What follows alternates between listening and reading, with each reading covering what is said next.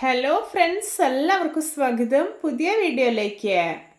ഇന്ന് ഞാൻ വന്നിട്ടുള്ളത് പച്ചരിയും വളരെ കുറഞ്ഞ ചേരുവകളും ഉപയോഗിച്ചിട്ടുണ്ടാക്കാൻ പറ്റുന്ന രുചികരമായിട്ടുള്ള ഒരു സ്നാക്കായിട്ടാണ്. വളരെ എളുപ്പത്തിൽ ആർക്ക് വേണമെങ്കിലും ഉണ്ടാക്കിയെടുക്കാൻ പറ്റുന്ന നല്ല പഞ്ഞി പോലെ സോഫ്റ്റ് ആയിട്ടുള്ള നെയ്യപ്പാണ് കേട്ടോ ഇന്നിവിടെ ഉണ്ടാക്കാൻ പോകുന്നത്.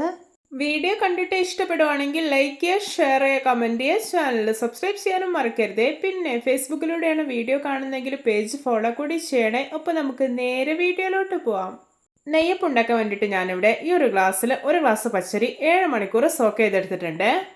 ഇനി ഇത് മുഴുവനായിട്ട് മിക്സിയിൽ ഒരു വലിയ ജാറിലേക്ക് ഇട്ടുകൊടുക്കാം. ഇനി ഇതിലോട്ട് ചേർക്കാൻ പോകുന്നത് 3 ടേബിൾ സ്പൂൺ മൈദയും 3 ടേബിൾ സ്പൂൺ കോൺഫ്ലവറും കൂടെ മിക്സ് ചെയ്തെടുത്തിട്ടുള്ളതാണ്. ഇനി നല്ലൊരു ഫ്ലേവറിന് വേണ്ടിയിട്ട് 4 ഏലയ്ക്ക തൊലി കളഞ്ഞ് ഇട്ടുകൊടുക്കാം.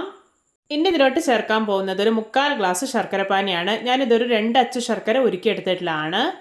ഇനി ഇതൊന്ന് അരച്ചെടുത്ത് വരാം. ഇപ്പോൾ ഇതാ നല്ല പെർഫെക്റ്റ് ആയി തന്നെ അരച്ചെടുത്തിട്ടുണ്ട്. ഇതിൽ കുഞ്ഞു കുഞ്ഞു തരികളുണ്ടാവും, അത് ആവശ്യമുള്ളതാണ്, കുഴപ്പമില്ല. ഇനി ഇതൊരു ബൗളിലേക്ക് മാറ്റി കൊടുക്കാം. കുറച്ച് ജാറ് കഴുകിയിട്ട് വെള്ളം കൂട്ടി ഒന്ന് ഒഴിച്ചു കൊടുക്കുന്നുണ്ട്, എന്നിട്ടൊന്ന് മിസ്സാക്കി എടുക്കാം. ഇനി ഇതിലോട്ടൊരു 3/4 ടീസ്പൂൺ എള്ള് ചേർത്ത് കൊടുക്കുന്നുണ്ട്, എന്നിട്ട് വീണ്ടും മിസ്സാക്കി എടുക്കുകയാണ്. ഇപ്പോൾ ഇത് നമ്മുടെ നെയ്യപ്പത്തിൻ്റെ ബാറ്റർ ഇവിടെ പെർഫെക്റ്റ് ആയിട്ട് തന്നെ മിസ്സാക്കി എടുത്തിട്ടുണ്ട്. അപ്പോൾ ഈ ഒരു ബാറ്ററിൻ്റെ കൺസിസ്റ്റൻസി എന്ന് പറയുന്നത് കുറച്ചൊന്ന് തിക്കായിട്ട് തന്നെ ഇരിക്കണം, ലൂസായി പോകരുത്. ഇനി ഇതൊരു 10 മിനിറ്റ് റെസ്റ്റ് ചെയ്യാൻ വേണ്ടിയിട്ടൊന്ന് അടച്ചു വയ്ക്കാം. ഇപ്പോൾ ഇതാ 10 മിനിറ്റ് ആയിട്ടുണ്ട്. ഇനി നെയ്യപ്പം ഉണ്ടാക്കിയെടുക്കാം. അതിനായിട്ട് ഞാനിവിടെ ഒരു കടായിൽ എണ്ണ ഒഴിച്ച് നന്നായിട്ട് ചൂടാക്കി എടുത്തിട്ടുണ്ട്. ഇനി ഒരു തവി മാവ് ഇതിലോട്ട് ഒഴിച്ചു കൊടുക്കാം. ഒരു മീഡിയം ഫ്ലെയിമിൽ വെച്ചിട്ട് വേണം ഫ്രൈ ചെയ്തെടുക്കാനായിട്ട്, അപ്പോഴേ ഉള്ളൊക്കെ നല്ല പെർഫെക്റ്റ് ആയി തന്നെ കുക്കായി കിട്ടുള്ളൂ.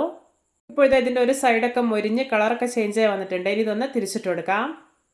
ഇപ്പോൾ ഇത് ഇതിൻ്റെ 2 സൈഡ് നന്നായിട്ട് മൊരിഞ്ഞ് നല്ലൊരു ബ്രൗൺ കളറായിട്ടുണ്ട്. അപ്പോൾ ഇത് പാകമായിട്ടുണ്ട്. ഇതിനെ എണ്ണയിൽ നിന്ന് കോരി മാറ്റാം. ഇതാ നമ്മുടെ രുചികരമായിട്ടുള്ള simple and tasty neyyappam ready. നോക്കിയാൽ ഇതുപോലെ മറ്റുള്ളതെല്ലാം ഉണ്ടാക്കിയെടുക്കാം. അപ്പോൾ നമ്മുടെയൊക്കെ വീട്ടിൽ എപ്പോഴും ഉണ്ടാകുന്ന വളരെ കുറഞ്ഞ ഇൻഗ്രീഡിയൻസ് മാത്രം ഉപയോഗിച്ചിട്ട് എത്ര സിമ്പിളായിട്ടാണല്ലേ ഈ ഒരു പഞ്ഞി പോലെ സോഫ്റ്റ് ആയിട്ടുള്ള നെയ്യപ്പം ഉണ്ടാക്കിയെടുത്തിട്ടുള്ളത്. ഇപ്പോഴത്തെ നമ്മുടെ രണ്ടാമത്തെ നെയ്യപ്പം അടിപൊളിയായി തന്നെ റെഡിയായി കിട്ടിയിട്ടുണ്ട്. ഇതും എണ്ണയിൽ നിന്ന് കോരി മാറ്റാം. ഇത് കാണാൻ തന്നെ എന്തൊരു ഭംഗിയാണല്ലേ, കാണുന്ന പോലെ തന്നെയാണ് കഴിക്കാനും അടിപൊളി ടേസ്റ്റിയാണ്. ഇതിൻ്റെ പുറമേയൊക്കെ നല്ല ക്രിസ്പിയും ഉള്ളൊക്കെ നോക്കിയാൽ നല്ല പഞ്ഞി പോലെ സോഫ്റ്റ് ആയിട്ടാണ് ഇരിക്കുന്നത്. ഇത് ഉണ്ടാക്കിയിട്ട് ഒരു 3 days ഒക്കെ വെക്കുകയാണെങ്കിലും ഹാർഡായി പോകത്തേ ഇല്ല, നല്ല സോഫ്റ്റ്നെസ്സോടെ തന്നെ ഇരിക്കും. എല്ലാവർക്കും എൻ്റെ simple and tasty neyyappam recipe ഇഷ്ടപ്പെട്ടെന്ന് വിചാരിക്കുന്നു. ഇഷ്ടപ്പെട്ട സപ്പോർട്ട് ചെയ്യാൻ മറക്കരുത്. അപ്പോൾ ഇതുപോലെയുള്ള വെറൈറ്റി വീഡിയോകളായി നമുക്ക് വീണ്ടും കണ്ടുമുട്ടാം. Okay, bye bye.